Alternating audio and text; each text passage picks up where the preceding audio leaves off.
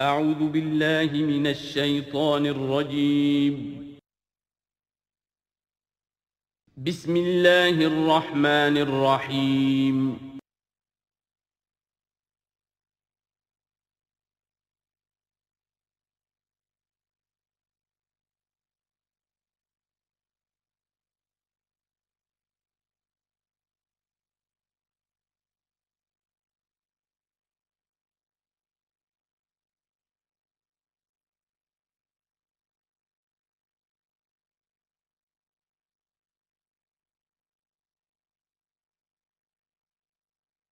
الحمد للہ وکفیٰ والصلاة والسلام علی عبادہ الذین اصطفیٰ خصوصاً علی افضلہم وخاتم النبیین محمد الامین وعلی آلہ وصحبہ اجمعین اما بعد فقد قال اللہ تبارک وتعالی کما ورد فی سورة الحدید اعوذ باللہ من الشیطان الرجیم بسم اللہ الرحمن الرحیم سبح للہ ما فی السماوات والارض وہو العزیز الحکیم لہ ملک السماوات والارض یحیی ویمیت وہو علی کل شیء قدیر هو الاول والآخر والظاہر والباطن وهو بكل شيء علیم صدق اللہ العظیم رب اشرح لي صدری ویسر لي امری واحلل عقدۃ من لسانی یفقہوا قولی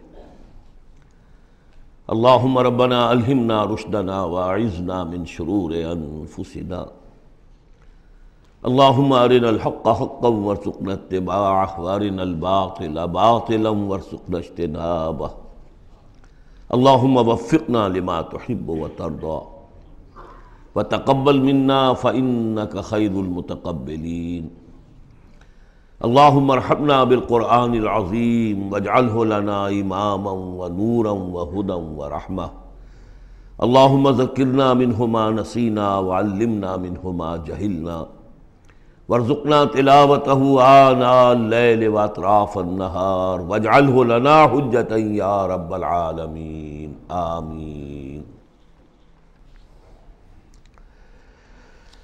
سورہ حدید سے قرآن حکیم میں جو مکی اور مدنی صورتوں کے 7 گروپ ہیں ان میں سے چھٹے گروپ کی مدنی صورتوں کا آغاز ہو رہا ہے۔ یہ مقام اس اعتبار سے بہت اہم ہے کہ ایک تو یہ کہ پورے قرآن مجید میں تعداد کے اعتبار سے مدنی صورتوں کا یہ سب سے بڑا گلدستہ ہے۔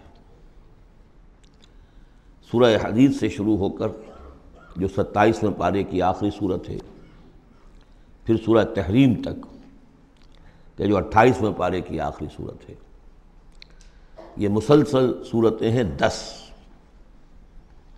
اگرچہ حجم کے اعتبار سے یہ زیادہ نہیں ہے، 1.25 پارے سے بھی کم، لیکن صورتوں کی تعداد کے اعتبار سے یہ مدنی صورتوں کا سب سے بڑا گلدستہ ہے قرآن حکیم میں۔ اس لیے کہ ذہن میں تازہ کر لیجئے، پہلے سورہ بقرہ، آل عمران، سورہ نساء، سورہ مائدہ، اگرچہ 6.25 پارے لیکن صورتیں تو 4 ہی تھیں۔ پھر سورہ انفال، سورہ توبہ 2 صورتیں،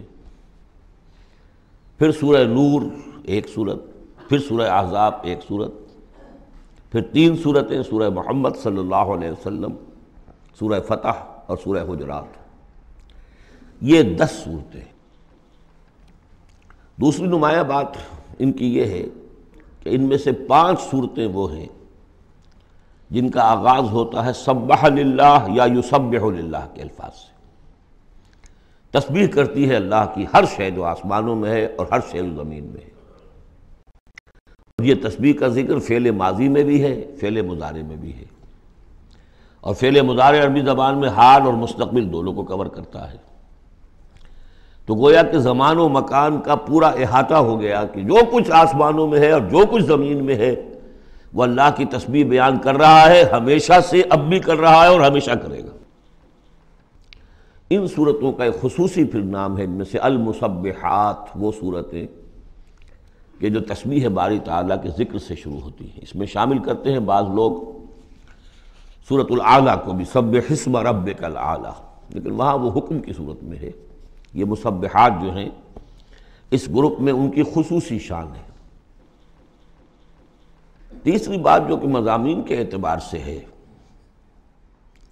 بلکہ زمانہ نزول کے اعتبار سے پہلے سمجھ لیجئے۔ پہلی بات میں نے عرض کی کہ قرآن حکیم میں مدنی صورتوں کا تعداد سور کے لحاظ سے سب سے بڑا گلدستہ، ان میں سے 5 مسبحات۔ تیسری بات یہ کہ ان سب کا باستثناء واحد زمانہ نزول جو ہے وہ حضور صلی اللہ علیہ وسلم کا جو مدنی دور ہے سیرت مبارکہ کا، اس کا نصف آخر ہے، یعنی سن 5 کے بعد نازل ہوئی ہے، سوائے ایک صورت کے، وہ آ جائے گی سامنے۔ باقی جو 9 صورتیں ہیں یہ سب کی سب بات کی ہے۔ اس سے جو متعلق بنتی ہے بات وہ یہ ہے کہ اس زمانے میں مسلمانوں میں جوش جہاد، ذوق شہادت، جذبہ انفاق، بحیثیت مجموعی اس میں کچھ کمی آ گئی تھی۔ یہ کمی میں پہلے بھی اشارہ کر چکا ہوں کہ معاذ اللہ اس اعتبار سے نہیں ہوئی کہ سابقون الاولون کے ذوق میں اور شوق میں اور جذبے میں کمی آ گئی، لیکن چونکہ تعداد بڑھی مسلمانوں کی، اور اب اکثریت ان لوگوں کی تھی کہ جو ایمان لائے ہیں ہجرت کے بعد، ان کی اس طرح کی تربیت تو نہیں ہوئی جیسے کہ مکے والوں کی ہوئی تھی 12 برس تک۔ اس اعتبار سے اوسط جب نکالیں گے تو اوسط کے اعتبار سے یقیناً ادھر کچھ اب اضمحلال کے آثار تھے۔ یہ آیت سورہ انفال میں بھی آ چکی ہے، الآن فیکم ضعفا، اب تمہارے اندر کچھ کمزوری آ گئی ہے۔ پہلے تم ایک مومن 10 کافروں پر بھاری ہو سکتا تھا، اب ہم ایک کے مقابلے میں 2 پر فتح دیں گے۔ یہ بات سورہ انفال میں آ چکی ہے، لیکن یہاں خاص طور پر نوٹ کیجئے کہ ان تمام صورتوں کے پس منظر میں وہ اضمحلال ہے۔ نتیجہ یہ ہے کہ ان تمام صورتوں میں مسلمانوں کو جیسے کہ جھنجھوڑا جا رہا ہے، تمہیں کیا ہو گیا؟ سورہ صف میں آپ دیکھیں گے، یا ایھا الذین آمنوا لم تقولون ما لا تفعلون، کیا ہو گیا تمہیں؟ کیوں کہتے ہو جو کرتے نہیں ہو؟ اسی سورہ حدید میں آئے گا، وما لکم لا تؤمنون باللہ، تمہیں کیا ہو گیا؟ اللہ پر ایمان پختہ کیوں نہیں رکھتے؟ وما لکم الا تنفقوا فی سبیل اللہ، تمہیں کیا ہو گیا ہے؟ اللہ کی راہ میں خرچ کیوں نہیں کرتے؟ اسی طرح سورہ جمعہ میں وَإِذَا رَأَوْا تِجَارَةً أَوْ لَهْوًا انفضوا إِلَيْهَا وَتَرَكُوكَ قَائِمًا، تو گرفت کا پہلو ہے، پکڑ کا، اور جھنجھوڑا جا رہا ہے۔ اس میں یقیناً روح سخن منافقین کی طرف بھی ہے، لیکن بحیثیت مجموع ان صورتوں میں جو اصل خطاب ہے وہ منافقین سے نہیں ہے۔ منافقین کے موضوع پر ایک مکمل صورت بھی ہے، اور سورہ حدید میں بھی اس مرض کا جو ہے اس کی پیتھولوجی پورے طور سے بیان کی گئی، یہ مرض پیدا کیسے ہوتا ہے۔ لیکن یہ ہے کہ عام طور پر جو روح سخن ہے وہ ضعفاء کی طرف ہے، کمزور مسلمان، منافق نہیں، یعنی جن کا ایمان اتنا قوی نہیں ہے کہ ہرچہ باد آباد۔ اور یہ میں آپ سے عرض کر چکا ہوں، یہ فرق تو شروع سے بھی تھا۔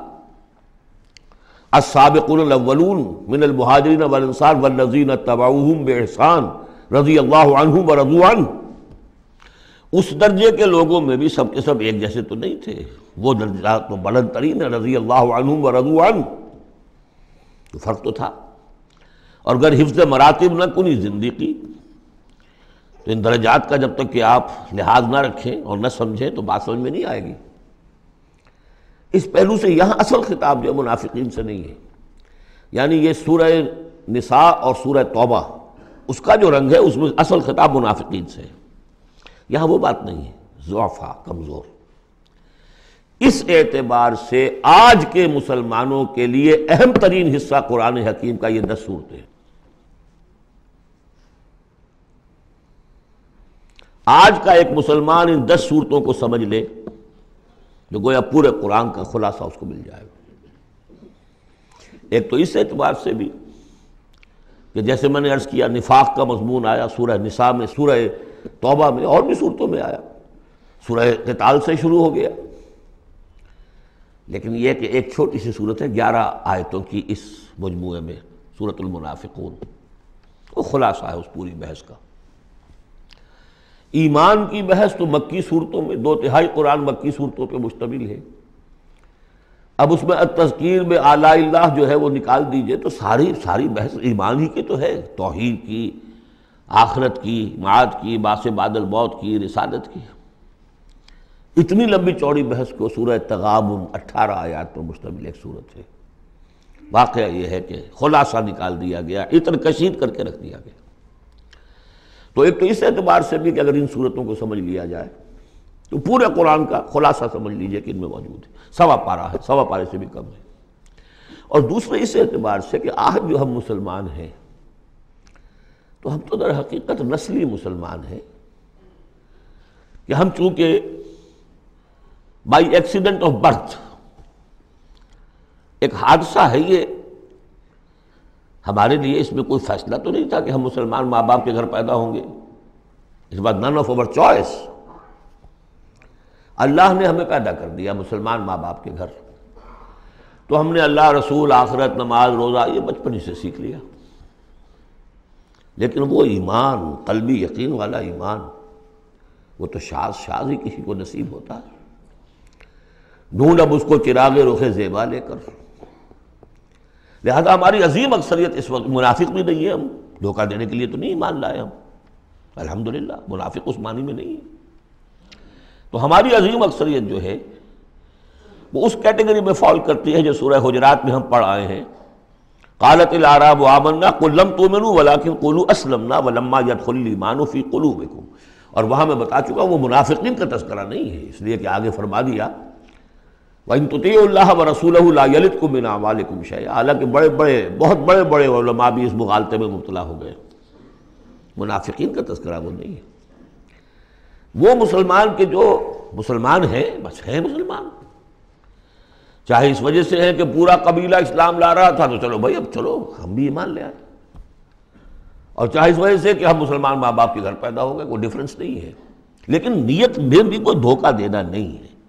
اس وقت بھی کچھ لوگ تھے جو دھوکہ دینے کے لیے ایمان لائے تھے، وہ منافق تھے، لیکن وہ لوگ کہ جن کے دل میں نہ تو مثبت طور پر خلوص والا ایمان تھا اور نہ ہی کوئی منفی طور پر کوئی نفاق تھا، وہ تھے بین ہماری اکثریت انہیں پر مشتمل ہے۔ لہذا ہمارے اعتبار سے یہ قرآن حکیم کا جامع ترین اہم ترین حصہ ہے، اور یہی وجہ ہے کہ جس میں نے مطالعہ قرآن حکیم کے منتخب نصاب کا بار بار حوالہ دیا ہے، اس گروپ میں سے اس کی کئی صورتیں پوری شامل ہیں۔ اس کا جو چھٹا حصہ ہے وہ صرف سورہ حدید پر مشتمل ہے جو ابھی ہم شروع کریں گے، باقی سورہ جمعہ، سورہ صف، سورہ منافقون، سورہ تغابن، پھر سورہ تحریم کا، یہ ساری چیزیں یہ ہماری یعنی تقریباً 5 غالباً صورتیں ان 10 میں سے ہمارے اس منتخب نصاب میں شامل ہیں۔ ان مسبحات میں سے بھی سورہ حدید جو ہے اس کو کہیے کہ ام المسبحات، اہم ترین صورت، بلند ترین صورت، اور میں تحدیثاً للنعمہ عرض کر رہا ہوں کہ بارہا میں نے یہ کہا ہے کہ اللہ کا بہت بڑا فضل و کرم مجھ پر ہوا ہے کہ میں یہ بھی کہہ سکتا ہوں کہ اللہ نے یہ صورت مجھے عطا فرمائی ہے۔ اس پر میرا غور و فکر، سوچ بچار 50s سے شروع ہو چکا تھا، اور اللہ تعالیٰ نے مجھے انشراح دیا اس صورت کے بارے میں، اور اس کے حوالے سے اب اس کے دروس میرے 15 گھنٹے پر بھی ہیں، اس کے بھی کیسٹس ہیں، اس کے بھی ویڈیوز ہیں، اس میں جو مباحث ہیں عظیم، ان میں سے تو ایک چاہتا ہے کہ عظیم لیکچر اس پر ہو۔ سبح للہ ما فی السماوات والارض، تسبیح کرتی ہے اللہ کی ہر وہ شے جو آسمان میں ہے اور زمین میں ہے، وہو العزیز الحکیم، اور وہ زبردست ہے، کمال حکمت والا۔ آگے چل کر دیکھیے گا کہ اس میں پھر اضافہ ہوگا، سبح للہ ما فی السماوات وما فی الارض، اور ایمفیسس، پھر آئے گا یسبح للہ ما فی السماوات والارض، پھر آئے گا یسبح للہ ما فی السماوات وما فی الارض۔ تو یہ مضمون جو ہے ان صورتوں کا بہت اہم ہے۔ یہ تسبیح سے مراد کیا ہے؟ ایک تسبیح تو وہ ہے کہ جو ہماری سمجھ میں آتی ہے، میں نے پہلے بھی عرض کیا تھا کہ تصویر کوئی ہو تو وہ مصور کے کمال فن یا اناڑی پن کا گویا کہ اپنے زبان سے اظہار کر رہی ہے۔ آپ دیکھتے ہی کہتے ہیں کسی اناڑی کی بنائی ہوئی تصویر ہے، یا آپ کہیں گے صاحب کسی بڑے ماہر فن مصور نے بنایا۔ گویا کہ تصویر اپنے مصور کے کمال فن یا اس کی عدم مہارت پر دلالت کر رہی ہے۔ اگر کمال فن پر کر رہی ہے تو گویا کہ زبان حال سے وہ تصویر اپنے مصور کی تعریف کر رہی ہے۔ اس معنی میں کائنات کا ذرہ ذرہ اپنے وجود سے گواہی دے رہا ہے، میرا پیدا کرنے والا، میرا صانع، میرا خالق، میرا باری، میرا مصور ہر عیب سے پاک ہے، ہر نقص سے پاک ہے، ایک ہستی کامل ہے، اس کے علم میں، اس کی قدرت میں، اس کی حکمت میں کہیں کوئی کمی نہیں۔ یہ تسبیح حالی ہے، زبان حال سے۔ اور جیسے کہ سورہ بنی اسرائیل میں ہم دیکھ آئے ہیں، یہ بھی ہو سکتا ہے کہ اللہ نے ہر ایک شے کو زبان دی ہو۔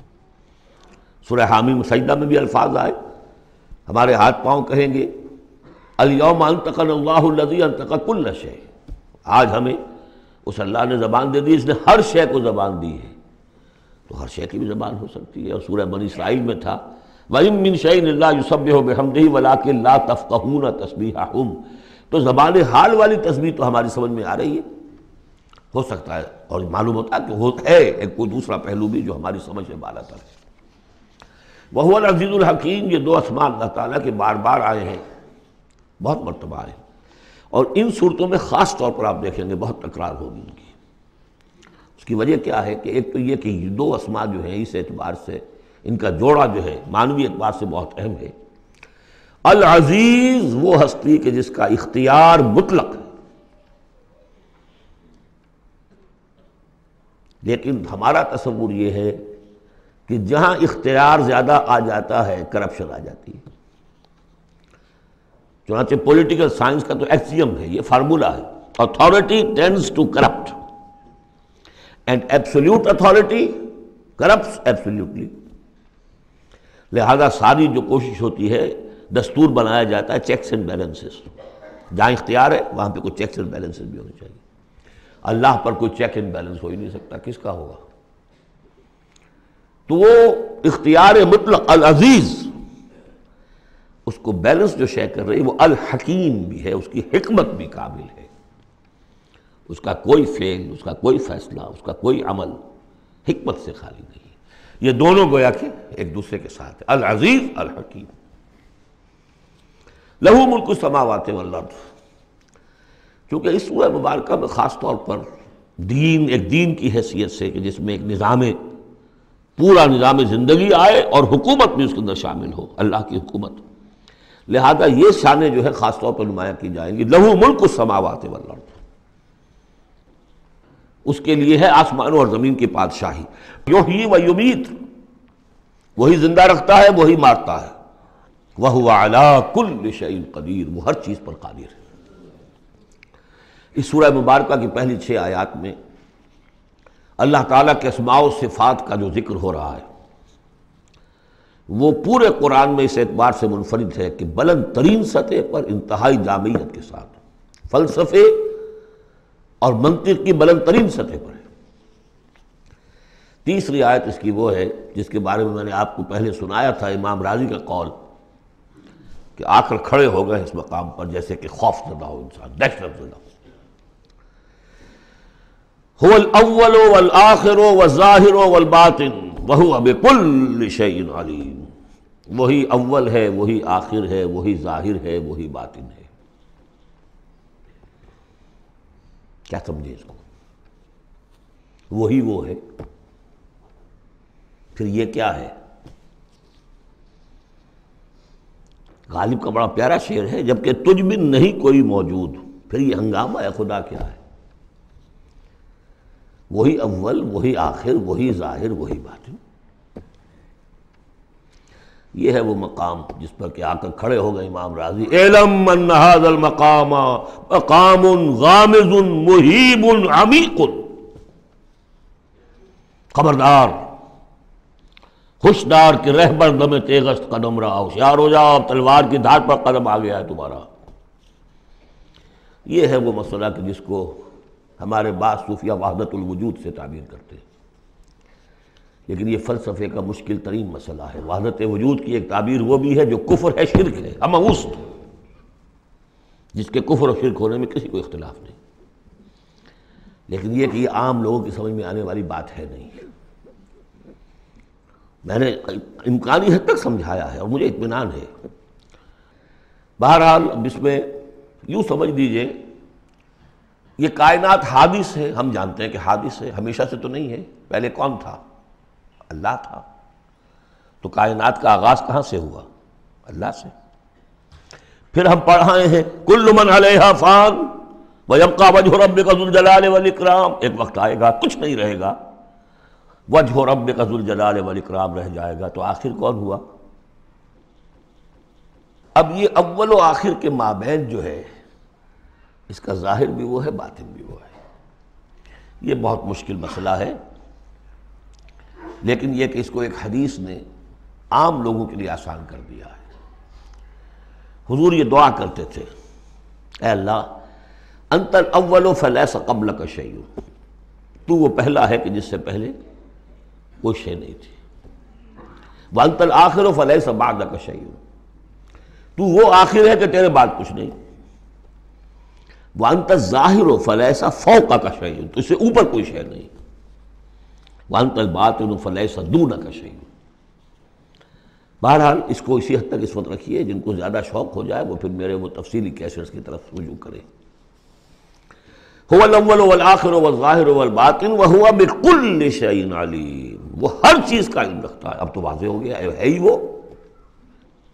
اس سے پہلے ہم پڑھا تھے نحن اقرب الیہ من حبل الورید، تو اس حوالے سے تو یہ دو صفات اللہ کی خاص طور پر آپ دیکھیں گے قرآن میں، علی کل شیء قدیر بکل شیء علیم، دو چیزیں آئیں گی خاص طور پر، ہر چیز کا علم رکھنے والا، ہر چیز پر قادر۔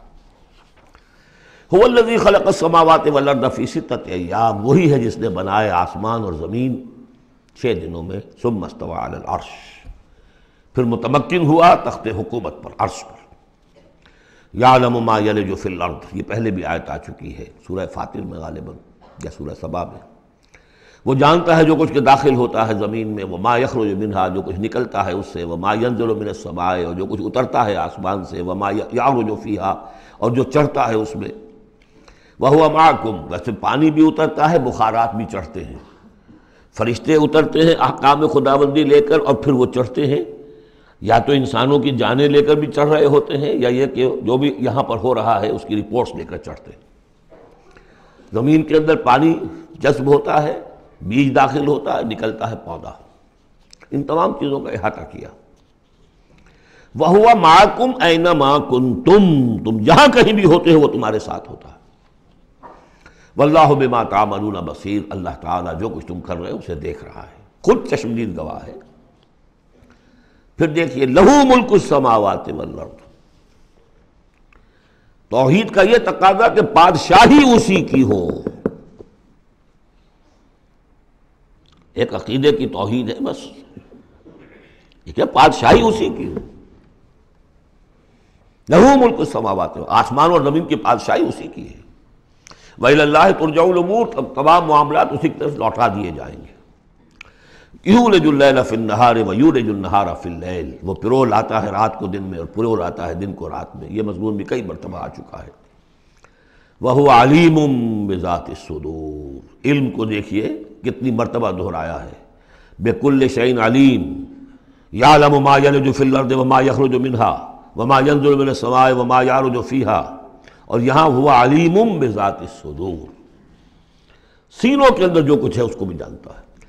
یہ 6 آیات ہیں، یہ پہلا حصہ ہے سورۃ مبارکہ کا، اور یہ شاندار تمہید بنی، آگاہ ہو جاؤ کس کا کلام پڑھ رہے ہو، کس سے ہم کلام ہو۔ ہوشدار کہ رہ بردم تیغست قدم را۔ اب دیکھیے ایک آیت میں جو تقاضا ہے، یہ تو اللہ ہے، ایسا ہے، اسی کی بادشاہی ہے، وہ سب جانتا ہے، وہ ہر چیز پر قدیر ہے، یہ سب کیا ہے؟ نیریٹو ہے، اور یہ ہے توحید فی العقیدہ۔ اس کا تقاضا کیا ہے؟ آمنوا باللہ ورسولہ وانفقوا مما جعلکم مستخلفین فیہ فالذین آمنوا منکم وانفقوا لہم اجر کبیر۔ دو لفظوں میں تقاضا آیا، ایمان لاؤ اللہ پر اور اس کے رسول پر، اور خرچ کر دو ان سب میں سے جس میں اس نے تمہیں خلافت عطا کی ہے۔ سب سے پہلی خلافت تمہیں عطا کی اس جسم میں، اسے اللہ کے لیے لگاؤ۔ ذہانت، فطانت، طلاقت لسانی، جو دیا ہے، پیسہ دیا ہے، مال دیا ہے، اولاد دی ہے، سب کو اللہ کی راہ میں لگاؤ۔ یہ نفق کا لفظ پیسے کے خرچ کے لیے بھی آتا ہے، جان کے خرچ کے لیے بھی آتا ہے۔ نفقت الدراہم، پیسے ختم ہو گئے، نفق الفرس، گھوڑا مر گیا، تو نفق کا لفظ دونوں کے لیے آتا ہے۔ تو انفقوا مما جعلکم مستخلفین فی، جس چیز میں تمہیں استخلاف عطا کیا ہے لگاؤ، خرچ کرو، صرف کر دو۔ یہ دو تقاضے ہیں۔ اصل میں یوں سمجھیے کہ جو سورہ حجرات میں دو تقاضے آئے تھے، آمنوا باللہ ورسولہ، سورہ حجرات میں آئے تھے انما المؤمنون الذین آمنوا باللہ ورسولہ ثم لم یرتابوا وجاہدوا باموالہم وانفسہم فی سبیل اللہ۔ حقیقی مومن تو صرف وہ ہے جو ایمان لائے اللہ پر، اس کے رسول پر، پھر شک میں بالکل نہیں پڑے، اور انہوں نے جہاد کیا اللہ کی راہ میں اور کھپا دیے جان بھی اور مال بھی، وہی سچے ہیں۔ یہاں پر دو ہیں، ان میں دونوں میں ایک سے تو مشترک ہو گئی، آمنوا باللہ ورسولہ، ایمان لاؤ اللہ پر اس کے رسول پر جیسے کہ ایمان کا حق ہے، وانفقوا، اور خرچ کر دو، انفاق مال، انفاق نفس، بذل نفس، دونوں چیزیں آ جائیں گی۔ مما جعلکم مستخلفین فیہ، اب اگر یہ دو کام کر دو تو تمہارے وارے نیارے ہیں، تم کامیاب ہو۔ فالذین آمنوا منکم وانفقوا لہم اجر کبیر، تو جو تم میں سے یہ دو تقاضے پورے کر دیں، ایمان لائیں جیسے کہ ایمان کا حق ہے، یقین والا ایمان، اور انفاق کر دیں، خرچ کر دیں، لگا دیں، کھپا دیں، اپنے آپ کو بھی اور اپنی تمام جو بھی کچھ اپنی ملکیت ہے، جو ساز و سامان ہے، لہم اجر کبیر۔ اب دیکھیے نظم، دیکھیے اب دو آیتوں میں وہ ڈانٹ کا، ڈپٹ کا، زجر کا معاملہ ہو رہا ہے۔ وَمَا لَكُمْ لَا تُؤْمِنُونَ بِاللَّهِ، تمہیں کیا ہو گیا ہے، کیوں نہیں ایمان رکھتے اللہ پر؟ وَالرَّسُولُ يَدْعُوكُمْ لِتُؤْمِنُوا بِرَبِّكُمْ، جبکہ ہمارے رسول محمد صلی اللہ علیہ وسلم تمہیں دعوت دے رہے ہیں، وہ ابھی موجود ہیں تمہارے مابین، تمہیں کیا ہو گیا؟ وہ تمہیں دعوت دے رہے ہیں کہ تم ایمان رکھو اپنے رب پر۔ وَقَدْ أَخَذَ مِيثَاقَكُمْ، اور دیکھو تم سے عہد لے چکا ہے تمہارا رب۔ اگر تم ایمان کا دعویٰ کرتے ہو تو عہد در عہد، ایک عہد تو تم کر کے آئے تھے، أَلَسْتُ بِرَبِّكُمْ قَالُوا بَلَىٰ، پھر ایک عہد تم نے کیا سَمِعْنَا وَأَطَعْنَا، پھر تم نے عہد کیا ان اللہ اشترى من المؤمنین انفسهم واموالهم بان لهم الجنہ، بیع و شرح ہو چکی ہے۔ وقد اخذ میثاقکم، وہ تم سے عہد لے چکا ہے، ان کنتم مؤمنین، اگر تم حقیقتاً مومن ہو، دعویٰ تو کر رہے ہو ایمان کا۔ ساتھ ہی اب راستہ بتا دیا، اگر تم اپنی گریبان میں جھانکو اور محسوس کرو کہ وہ یقین والا ایمان تو نہیں ہے، اندر تو کچھ خلاصہ ہے، اللہ کرے کہ ہمیں اس کا احساس ہو جائے، اپنی گریبانوں میں جھانکیں۔ اسلام تو ہے، اللہ کا شکر ہے، جو یہاں آئے ہوئے ہیں، دور دور سے آئے ہوئے ہیں، تو اسلام تو ہے، روزہ نماز تو ہے، لیکن اپنے اندر جھانکے وہ ایمان، یقین والا ایمان۔ اگر احساس ہو جائے کہ نہیں ہے تو معلوم ہونا چاہیے کہاں سے ملے گا یہ۔ هو الذی ينزل على عبده آیات بینات لیخرجکم من الظلمات الى النور، وہی تو ہے جو اپنے بندے پر صلی اللہ علیہ وسلم یہ آیات بینات نازل کر رہا ہے تاکہ نکالے تمہیں اندھیروں سے روشنی کی طرف۔ گویا کہ ایمان حقیقی، یقین والے ایمان کا منبع، سرچشمہ، اس کی سورس یہ ہے اللہ کی کتاب۔ اسے پڑھو، سمجھ کر پڑھو، تدبر کرو، غور و فکر کرو، محسوس کرو گے کہ تمہارے اندر ایک ہلچل ہے، تمہاری فطرت کے تار، یہ قرآن چھیڑے گا انہیں۔ نغمے بیتاب ہے تاروں سے نکلنے کے لیے، ایک ذرا چھیڑ تو دے زخمۂ مضراب حیات، اور اس سے خود تمہارے اندر سے ابھر کر ایمان اندر سے ابھرے گا۔ تمہارے اندر ہے، سویا ہوا ہے، تمہاری روح میں ہے، ڈورمنٹ ہے، صرف ایکٹیویٹ کرنے کی بات ہے، اور یہ آیات قرآنیہ انہیں ایکٹیویٹ کرتی ہیں۔ هو الذی ينزل على عبده آیات بینات لیخرجکم من الظلمات الی النور وان اللہ بکم لرؤوف رحیم، اور یقیناً اللہ تمہارے حق میں بہت رؤوف اور رحیم ہے۔ اب آپ نے دیکھ لیا سورس جو ہے اس ایمان کا وہ کیا ہے، قرآن۔ سورہ شورى میں ہم دیکھ آئے ہیں خود حضور کو کہاں سے ملا، وَكَذَلِكَ أَوْحَيْنَا إِلَيْكَ رُوحًا مِّنْ أَمْرِنَا مَا كُنْتَ تَدْرِي مَا الْكِتَابُ وَلَا الْإِيمَانُ وَلَكِنْ جَعَلْنَاهُ نُورًا نَهْدِي بِهِ مَن نَّشَاءُ مِنْ عِبَادِنَا۔ اے نبی، آپ کو تو معلوم نہیں تھا کتاب کسے کہتے ہیں، شریعت کسے کہتے ہیں، نہ آپ تورات سے واقف، نہ آپ انجیل سے واقف، آپ تو مکے کے امیین میں سے تھے۔ ایمان کسے کہتے ہیں؟ وَلَكِنْ جَعَلْنَاهُ، اس قرآن کو ہم نے نور بنا کر آپ پر اتارا ہے۔ وہ ایمان جو ہے اب آپ کا باطن اس سے جگمگا اٹھا ہے، اب آپ جو ہے گویا کہ اب روشنی کا مینار ہیں، اب آپ ہدایت دیں گے سیدھے راستے کی طرف۔ اسی کو مولانا ظفر علی خان نے کہا ہے بہت خوبصورتی لیکن بہت سادگی سے، وہ جنس نہیں ایمان جسے لے آئیں دکانیں فلسفہ سے، ڈھونڈے سے ملے گی عاقل کو یہ قرآن کے سپاہوں۔ اچھا، ایک بات تو ہو گئی کہ تم ایمان کیوں نہیں، تمہارا پختہ کیوں نہیں ہے، یہ دل مل یقین ایمان کیوں لیے پھر رہے ہو، یہ شکوک و شبہات کے کانٹے جس میں چبھے ہوئے ہیں اس ایمان کے ساتھ گزارا کیوں کر رہے ہو؟ اگر اس میں کمی ہے تو پہلے اس کمی کو پورا کرو، چھوڑ دو دھندے، کچھ دن نکال لو، 1 سال نکال لو اپنی زندگی میں سے کہ کم سے کم اتنی عربی سیکھ لیں کہ یہ قرآن ہمارے دلوں کے تاروں کو چھیڑ سکے۔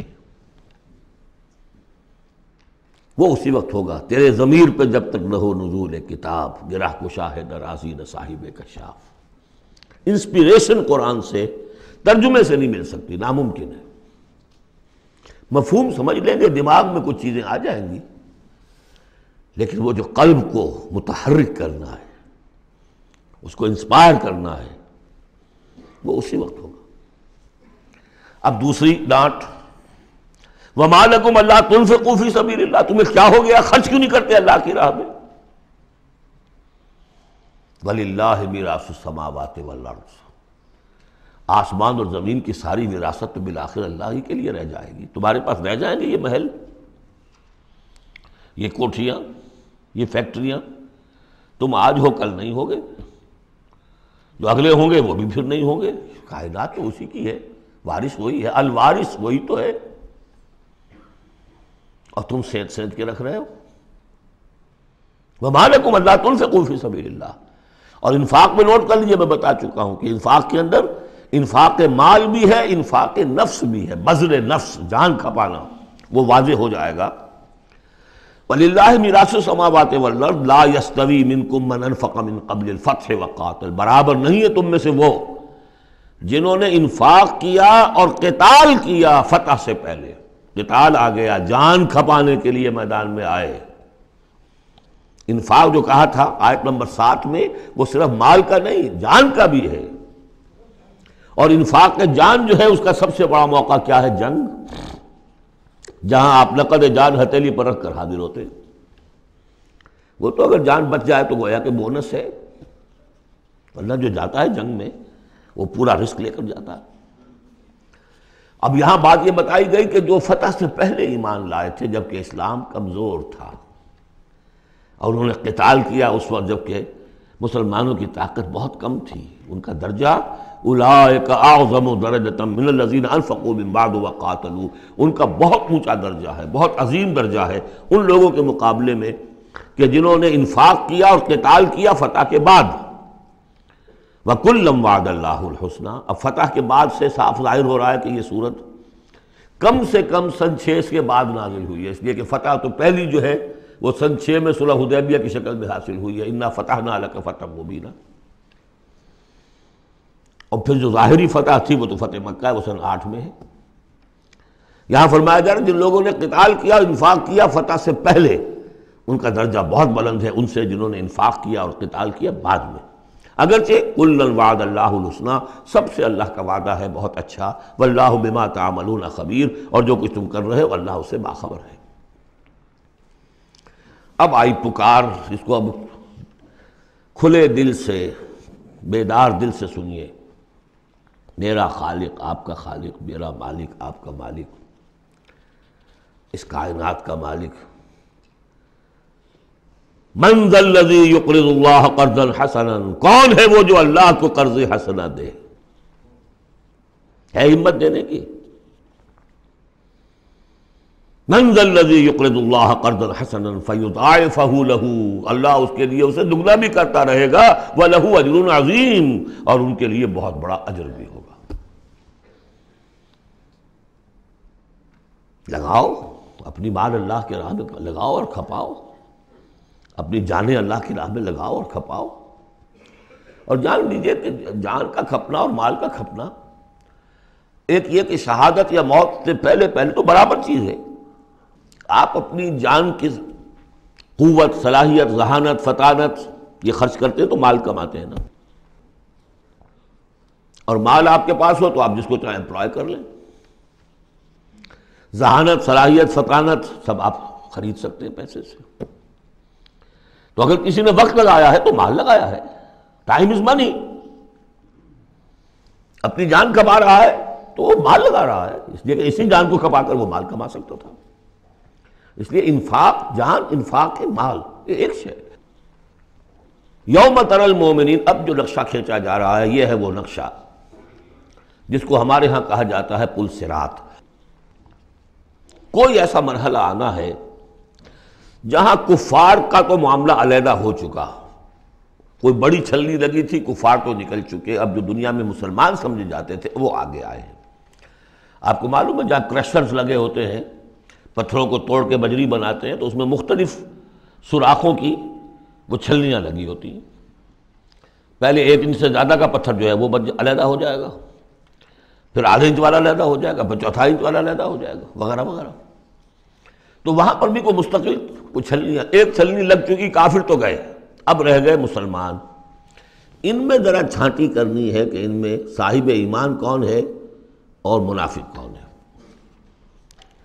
اس کے لیے پل صراط کوئی جگہ ہے جہاں سے گزرنا ہوگا، گھپ اندھیرا ہوگا، اور اس کے نیچے ہوگی جہنم، گھپ اندھیرا۔ اور جن کے پاس ایمان تھا دنیا میں انہیں روشنی مل جائے گی، یہاں ان کے قلب سے روشنی نکل رہی ہوگی۔ اعمال صالحہ کیے تھے داہنے ہاتھ سے تو یہاں پہ ان کا نور ہوگا، وہ اپنی اس روشنی میں راستہ پار کر کے جنت میں پہنچ جائے گی۔ اور جن کے پاس یہ روشنی نہیں تھی، چاہے وہ مسلمانوں میں شریک تھے، چاہے مسلمانوں کے قائد ہوں، بہت بڑے قائد ہوں، لیکن اگر وہ نور ایمان سے محروم تھے اور اعمال صالحہ کی کوئی پونجی نہیں تھی، انہیں روشنی نہیں ملے گی، وہ ٹھوکریں کھاتے ہوئے گریں گے اور جہنم میں جائیں گے۔ یہ ہے نقشہ۔ یہ نقشہ یہاں پر تفصیل سے کھینچا گیا ہے، پھر دوبارہ آخری جو صورت ہے سورہ تحریم، اس میں پھر اس کا تذکرہ آئے گا۔ یوم تری المؤمنین والمؤمنات یسعی نورہم بین ایدیہم وبایمانہم، جس دن کہ تم دیکھو گے مومن مردوں اور مومن عورتوں کو کہ ان کا نور دوڑتا ہوا ہوگا ان کے سامنے اور داہنی طرف، سامنے نور ایمان اور داہنی طرف نور اعمال صالحہ۔ بشراکم الیوم جنات تجری من تحتہا الانہار خالدین فیہا، ان سے کہا جائے گا آج تمہارے لیے بشارت ہے ان جنتوں کی جن کے نیچے نہریں بہہ رہی ہیں، اور تم رہو گے اس میں ہمیشہ ہمیشہ، ذالک ھو الفوز العظیم، یقیناً یہی بہت بڑی کامیابی ہے۔ یوم یقول المنافقون والمنافقات، جس دن کے کہیں گے منافق مرد اور منافق عورتیں للذین آمنوا، ان اہل ایمان سے، انظرونا، ذرا ٹھہرو، ہمارا انتظار کرو، نقتبس من نورکم، تمہاری روشنی سے ہم بھی فائدہ اٹھا لیں۔ ہمارے پاس تو کوئی نور ہے نہیں۔ دیکھیے انتہائی دھوپ اندھیرا ہو، کہیں جنگل میں سے گزرنا ہو اور پگڈنڈی ہو، اس پر آپ چل رہے ہو، جس کے پاس ٹارچ ہے وہ تو گویا کہ بادشاہ ہے اس وقت، اور وہ تیز تیز قدم اٹھا رہا ہے، پیچھے والا کہتا ہے کہ بھائی ٹھہرو بھیا، تمہارے پاس تو ٹارچ ہے، ہمیں بھی ساتھ لے کے چلو۔ وہی نقشہ ہے، انظرونا، ہمیں مہلت دو، انتظار کرو ہمارا، ذرا ٹھہرو، کہاں بڑھے چلے جا رہے ہو۔ اقتبس من نورکم، یہی وہ لفظ ہے اقتباس، قبس کہتے ہیں چنگاری کو، کسی چولہے میں سے چنگاری لا کر اپنے چولہے میں آگ جلا لینا، ہم تمہارے اس نور سے فائدہ اٹھا لیں۔ قیل ارجعوا وراءکم فالتمسوا نورا، کہا جائے گا لوٹ جاؤ پیچھے کی طرف اور تلاش کرو نور۔ یہ نور یہاں نہیں ملا، دنیا سے کما کر لایا گیا ہے۔ یہاں قیلا کہا گیا، قالو نہیں کہا گیا۔ اہل ایمان کی شرافت اور مروت سے یہ بعید ہے کہ وہ یہ جواب دے۔ کوئی کہنے والا ہوگا اللہ کا فرشتہ، قیلا کہا جائے گا، قیل ارجعوا وراءکم، لوٹ جاؤ پیچھے کی طرف، فالتمسوا نورا، اگر ہو سکتا ہے جاؤ دوبارہ دنیا کے اندر، وہاں جا کر ایمان اور عمل صالح کی کمائی کر کے لاؤ تو یہ نور ہوگا۔ فَضُرِبَ بَيْنَهُمْ بِسُورٍ لَهُ بَابٌ، اور اتنے عرصے میں ان کے درمیان ایک فصیل حائل کر دی جائے گی جس میں ایک دروازہ ہوگا، باطنہ فیہ الرحمہ، اس فصیل کے اندر کی طرف رحمت ہوگی، وظاہرہ من قبلہ العذاب، اور اس کے باہر کی طرف عذاب الہی کا نزول شروع ہو جائے گا۔ یہ چھلنی ہے جو اہل ایمان اور منافقین کے درمیان لگائی جائے گی۔ اب اس اعتبار سے اگلی دو آیتیں جو ہے قرآن مجید کا اہم ترین مقام ہے کہ یہ پیتھولوجی کیسے ڈیولپ ہوتی ہے، نفاق کیسے آتا ہے۔ ینادونہم الم نکن معکم، وہ منافق کہیں گے اے مسلمانوں کیا ہم تمہارے ساتھ نہ تھے؟ تمہارے ساتھ مسجد نبوی میں ہم نمازیں پڑھتے تھے، عیدیں پڑھتے تھے، ہم تمہارے ساتھ تھے۔ الم نکن معکم، کیا ہم تمہارے ساتھ نہ تھے؟ قالوا بلا، اب وہ کہیں گے ہاں تھے تو ہمارے ساتھ، کیوں نہیں تھے؟ ولکنکم فتنتم انفسکم، تم نے اپنے آپ کو فتنے میں ڈالا۔ فتنہ کیا ہے؟ انما اموالکم واولادکم فتنہ، مال اور اولاد سے ضرورت سے زیادہ محبت، اگر اللہ اور اس کے رسول اور اس کی راہ میں جہاد سے زیادہ محبت ہے اہل و عیال سے اور مال سے، تم نے اپنے آپ کو اپنے ہاتھوں فتنے میں ڈال لیا۔ یہاں ذرا وہ آیت اب یاد کر لیجئے جو سورہ توبہ میں ہم پڑھا ہے، آیت نمبر 24، قل ان کان آباؤکم وابناؤکم واخوانکم وازواجکم وعشیرتکم واموال اقترفتموها وتجارۃ تخشون کسادها ومساکن ترضونها احب الیکم من اللہ ورسولہ وجہاد فی سبیلہ فتربصوا حتی یاتی اللہ بامرہ واللہ لا یہدی القوم الفاسقین۔ اے نبی ان سے کہہ دیجئے کہ اگر تمہیں اپنے باپ اور بیٹے اور بھائی اور بیویاں اور رشتہ دار اور وہ مال جو بڑی محنت سے جمع کیے ہیں، وہ تجارت جس کی کساد کا تمہیں اندیشہ رہتا ہے، اور وہ حویلیاں اور محل جو تمہیں بڑے محبوب ہیں، اگر ان 8 چیزوں کی محبت زیادہ ہے تمہارے دل میں اللہ اور اس کے رسول اور اس کی راہ میں جہاد کی محبت سے، تو جاؤ دفع ہو جاؤ، انتظار کرو یہاں تک کہ اللہ اپنا فیصلہ سنا دے۔ یہ ترازو کس نے ٹلٹ کی ادھر؟ یہ 8 والا پلڑا کیوں ہوا نیچے؟ کیوں نہیں یہ 3 والا نیچے گیا؟ یہ تمہارا فیصلہ ہے، اٹ واز یور چوائس، لہذا فتنتم انفسکم، تم نے خود اپنے آپ کو فتنے میں ڈالا، اور یہ فتنے میں جب ڈالا وتربصتم، نتیجہ تربص نکلا، وہی جو آیت ختم ہوئی آیت نمبر 24 سورہ توبہ کی، فتربصوا، گو مگو میں آدمی مبتلا ہو جاتا ہے، چلوں نہ چلوں، بڑھوں نہ بڑھوں، قدم بڑھاتا ہوں تو یہ خطرات آتے ہیں، یہ مصیبتیں آتی ہیں، رک جاتا ہوں تو باز پرس ہوتی ہے، پوچھا جائے گا اچھا چلو جھوٹ بول کے جان بچا لوں گا، اس سے آگے بڑھنا شروع ہوتا ہے بس۔ وَلَكِنَّكُمْ فَتَنْتُمْ أَنفُسَكُمْ وَتَرَبَّصْتُمْ وَارْتَبْتُمْ، اور پھر ایک مرحلہ آتا ہے کہ وہ ایمان کی تھوڑی بہت پونجی جو تھی اس میں ریب اور شکوک و شبہات کے کانٹے چڑھنے شروع ہو جاتے ہیں، کیا پتہ ہوگی بھی کہ نہیں آخرت، یہ دنیا نقد ہے، اس کی لذت نقد، اس کی کلفت نقد، اس کا عیش نقد، اس کی تکلیف نقد. پتہ نہیں آخرت ہوگی کہ نہیں ہوگی. پھر شکوک و شبہات آئیں گے. آخری بات وغرتکم الامانی، پھر تمہیں دھوکہ دیا مزید تمہاری خواہشات نے. اللہ بڑا بخشنے والا ہے، اللہ پالن ہار ہے، اللہ بخشن ہار ہے. ہم کچھ بھی کریں آخر تیرے محبوب کی امت میں ہیں. We are the chosen people of the Lord. غرتکم الامانی، کبھی خیال ہوتا بھی ہے تو یہ تھپکیاں دے دے کر یہ امانی جو ہے یہ سلا دیتی ہے. وغرکم باللہ الغرور حتیٰ جاء امر اللہ، یہاں تک کہ اللہ کا فیصلہ آ گیا. وغرکم باللہ الغرور، اور تمہیں خوب دھوکہ دیا اللہ کے نام پر اس دھوکے باز نے، شیطان لعین نے. یہ سورہ لقمان میں آ چکا ہے. فلا یغرنکم الحیات الدنیا ولا یغرنکم باللہ الغرور. یہ ہے سٹیجز. دنیا، مال، اسباب، اولاد، کاروبار، ان چیزوں میں اتنا انہماک کہ اللہ اور اس کا رسول اور اللہ کی راہ میں جہاد کی جو محبت ہے وہ کم تر ہو جائے. یہ نقطہ آغاز ہے. یہاں سے تربص سے ریب و شکوک، اور ریب و شکوک سے آگے نفاق. فَالْيَوْمَ لَا يُؤْخَذُ مِنْكُمْ فِدْيَةٌ وَلَا مِنَ الَّذِينَ كَفَرُوا، تو آج نہ تم سے کوئی فدیہ قبول کیا جائے گا اور نہ کافروں سے. اشارہ کر دیا گیا دنیا میں تم مسلمانوں کے ساتھ تھے، یہاں تمہارا حشر اب کافروں کے ساتھ ہے. یہی نفاق کی حقیقت ہے. منافق دنیا میں مسلمان شمار ہوتا ہے، قانون میں مسلمان ہے. آخرت میں جا کر پردہ کھلے گا کہ ایمان کی حقیقت تو تھی ہی نہیں. یہ تو ایک عقیدہ تھا، لیے پھرتا تھا، ایک ڈوگما تھا. دل میں وہ بات نہیں تھی. وَلَمَّا يَدْخُلِ الْإِيمَانُ فِي قُلُوبِكُمْ، وہ ایمان ابھی تمہارے دلوں میں داخل نہیں ہوا تھا. دل کے اندر ایمان نہیں تو نور کہاں سے آ جائے گا؟ اور دل میں ایمان نہیں تو جو نیکی بھی کر رہے ہیں وہ دکھاوے کی نیکی ہے، وہ دنیا میں لوگوں کے اندر شہرت حاصل کرنے کی نیکی ہے. ہاں ایمان یہاں ہے تو اب نیکی جو ہے اس کے اندر نور ہے. فَالْيَوْمَ لَا يُؤْخَذُ مِنْكُمْ فِدْيَةٌ وَلَا مِنَ الَّذِينَ كَفَرُوا مَأْوَاكُمُ النَّارُ وَهِيَ مَوْلَاكُمْ وَبِئْسَ الْمَصِيرُ. اب تو تمہارا ٹھکانہ تو آگ ہی ہے اور وہ بہت برا ٹھکانہ ہے. وہی تمہاری مولا ہے، غم خار ہے، دم ساز ہے. کوئی اپنا شکوہ شکایت کرنی ہے، کوئی نالا و فریاد، اسی سے کہو جو کچھ کہنا ہے. بئس المصیر، اور وہ بہت برا ٹھکانہ ہے. اب یہ سب کچھ اگر آپ نے سن لیا تو اب یہ آپ سے ایک اور سوال اللہ تعالیٰ کر رہے ہیں. الم یعن للذین آمنوا ان تخشع قلوبہم لذکر اللہ وما نزل من الحق. کیا وقت آ نہیں گیا اہل ایمان کے لیے کہ ان کے دل جھک جائیں اللہ کی یاد میں اور اس کے سامنے کے جو حق میں سے نازل ہو چکا ہے. یاد ہے اس قرآن کے بارے میں سورہ بنی اسرائیل میں کیا پڑھا تھا؟ وَبِالْحَقِّ أَنزَلْنَاهُ وَبِالْحَقِّ نَزَلَ.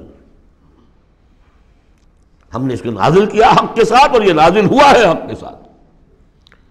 تاخیر، تعویق، یہ کر لوں وہ کر لوں، اس کے بعد بچیوں کے ہاتھ پیلے کرنے ہیں. ابھی ذرا بچوں کی تعلیم کا مسئلہ ہے. تعلیم کیا؟ دنیا کی تعلیم، نری تعلیم دنیا کی. خود ساری عمر گزار دی ہے جن کوچوں کی سیر کرتے ہوئے انہی کوچوں میں داخل کر رہے ہیں اپنی اولاد کو.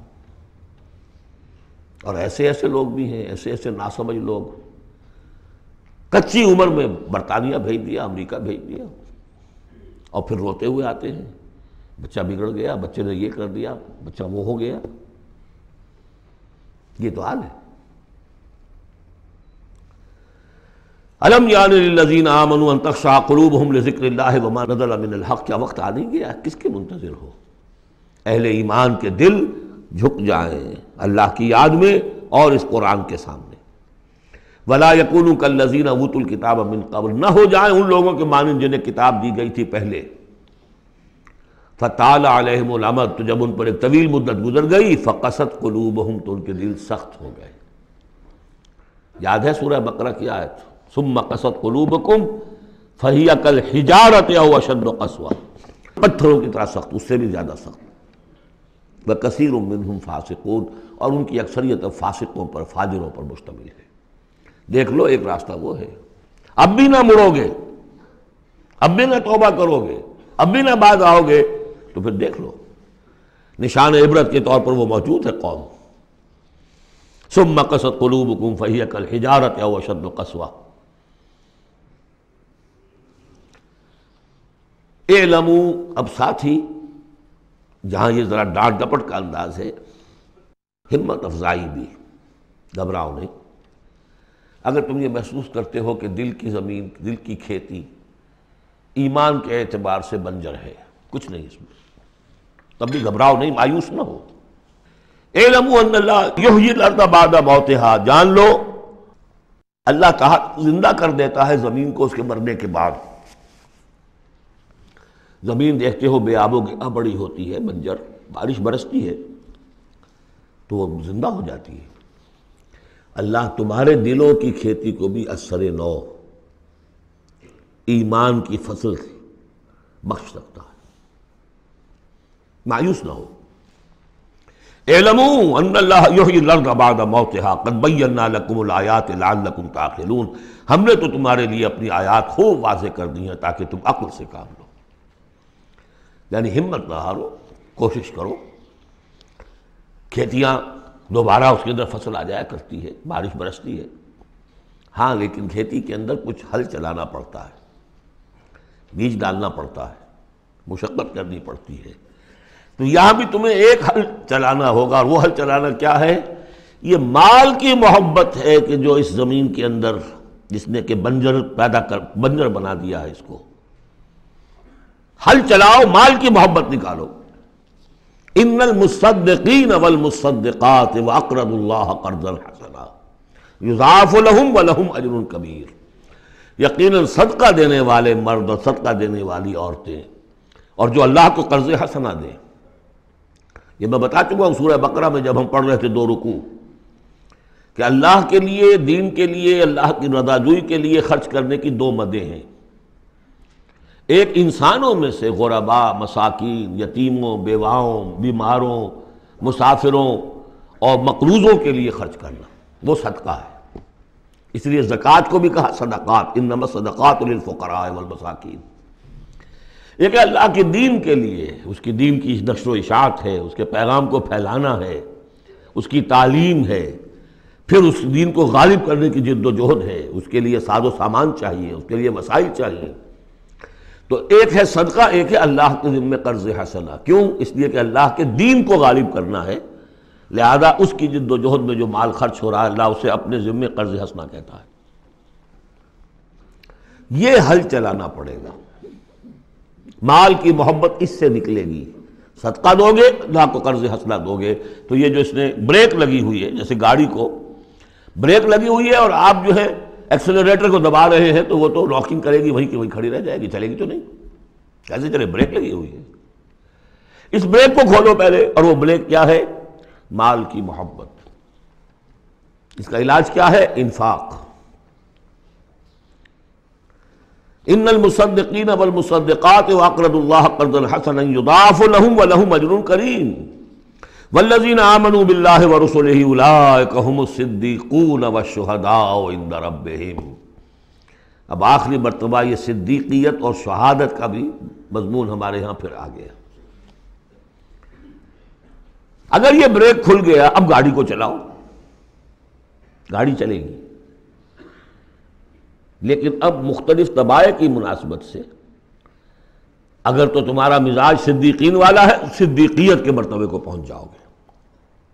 اگر مزاج شہادت والا ہے، شہداء کے مقام کو حاصل کر لو گے۔ اولئک مع الذین انعم اللہ علیہم من النبیین والصدیقین والشہداء والصالحین۔ بریک لگی بھی ہے تو کچھ نہیں ہوگا، مال کی بریک کھولو، گاڑی چلاؤ۔ جو یہ کر لیں گے والذین آمنوا باللہ ورسولہ، اب ایمان اور اللہ پر اور اس کے رسول پر ایمان کا، اب یہ ایکسیلریٹر دباؤ گے تو نتیجہ کیا نکلے گا؟ اولئک ھم الصدیقون والشہداء عند ربہم، انہی میں سے صدیق ہوں گے، انہی میں سے شہداء ہوں گے ان کے رب کے پاس۔ لہم اجرہم ونورہم، ان کے لیے ہوں گے ان کا اجر اور ان کا نور۔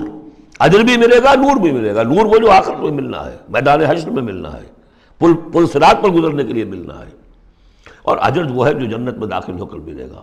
لہم اجرہم ونورہم والذین کفروا وکذبوا بآیاتنا اولئک اصحاب الجحیم، اور جن لوگوں نے کفر کیا اور ہماری آیات کو جھٹلایا، یہ لوگ ہیں جہنمی۔ اعلموا انما الحیاۃ الدنیا لعب و لہو و زینت و تفاخر بینکم و تکاثر فی الاموال والاولاد۔ اب جو چیز بریک تھی اس کو سمجھ لو، بریک کی حقیقت کیا ہے؟ دنیا کی محبت۔ جان لو کہ یہ دنیا کی محبت کیا ہے اس کے سوا کہ کچھ عرصہ کھیل کود میں گزرتا ہے۔ لعب، بچپن میں اور کسی چیز سے کوئی دلچسپی نہیں ہوتی۔ باپ کا کاروبار ٹھیک چل رہا ہے کہ نہیں چل رہا ہے، بچوں کو اس سے کیا غرض؟ انہیں تو اپنا کھیل کود کرنا ہے۔ لہو، ذرا سا ٹین ایج آئی تو اب کھیل معصوم کھیل نہیں رہتا، اس میں کچھ سینشول گریٹیفیکیشن شروع ہو جاتی ہے، لو۔ اور اسی وقت جو ہے زینت، بناؤ سنگھار بہت ہوتا ہے، بہت۔ اس ایج میں مردوں کو بھی خیال ہوتا ہے ٹھیک ٹھاک لباس ہو، پورا جو ہے ہمارے فیشن کے مطابق ہو، ویری سینسٹیو۔ اس کے بعد ذرا عمر بڑھتی ہے، تفاخر بینکم، اب فخر، نسل پر فخر، مال پر فخر، دولت پر فخر، اور فخر میں بڑھ جانا، تفاخر بینکم۔ لیکن جب ذرا زندگی ذرا اور ڈھلی، تکاثر فی الاموال والاولاد، کثرت سے مال اور اولاد۔ اس کے بعد یہ ہے، ایک سٹیج پر تو یہ ہوتا ہے کہ مونچھ نیچی نہ ہو چاہے سب کچھ چلا جائے، اور اگلی سٹیج پر یہ ہوتا ہے کہ مونچھ نیچی کیا، شیو بھی ہو جائے تو کوئی بات نہیں، مال آنا چاہیے۔ یہ عجیب آیت ہے، انسانی زندگی کے یہ نفسیاتی مراحل ہیں۔ بہت کم لوگوں نے سمجھا اس آیت کو۔ اس کا ہر دور میں کوئی ایک شے ہوتی ہے جو انسان کے اس ذہن پر اور نفسیاتی اعتبار سے اس کے نزدیک بڑی اہمیت کی حامل ہوتی ہے۔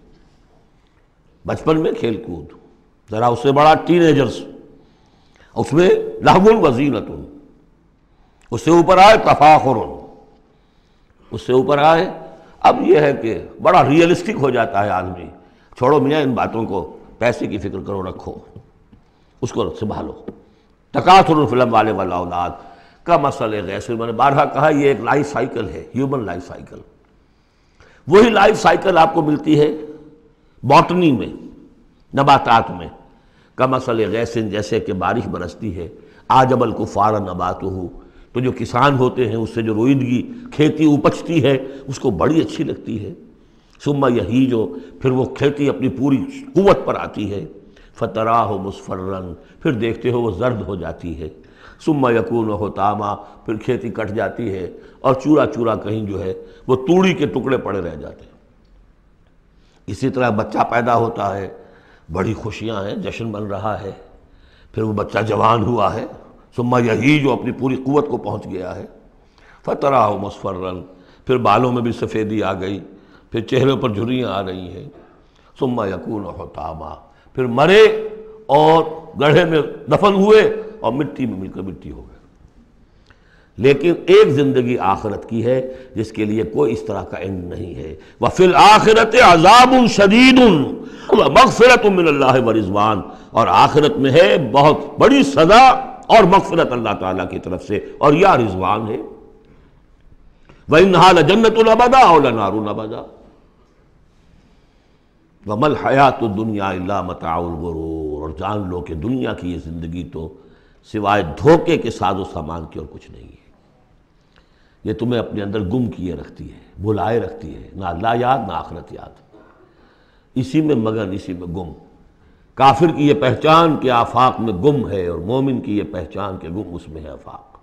بارک اللہ لی ولکم فی القرآن العظیم ونفعنی وإیاکم بالآیات والذکر الحکیم۔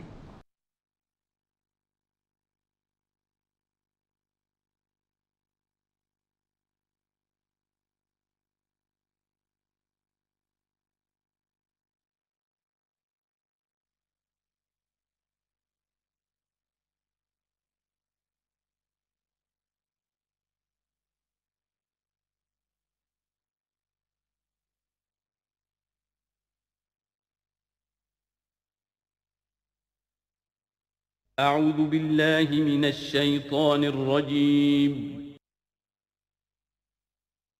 بسم الله الرحمن